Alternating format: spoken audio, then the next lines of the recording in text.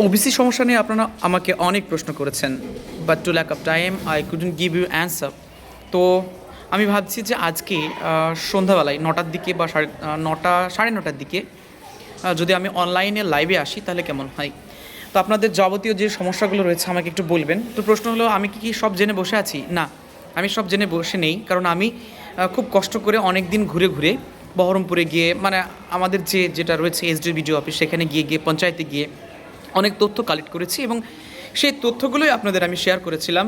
সেই শেয়ারের মারফত যদি আপনাদের কোনো কিছু জানার থাকে এবং আমি যে তথ্যগুলো ওনাদের কাছ থেকে পেয়েছি যদি জানার থাকে এই বিষয়ে, সেজন্য যদি একবার লাইভে আসি তাহলে হয়তো আপনাদের অনেক বেশি সহজ হবে।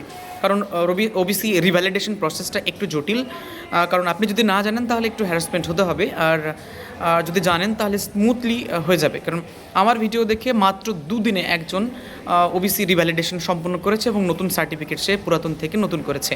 তাই যদি আপনি ওবিসি রিভ্যালিডেশন করতে চান বা রিইস্যু করতে চান, তো সেক্ষেত্রে ভিডিও দেখে করাই ভালো।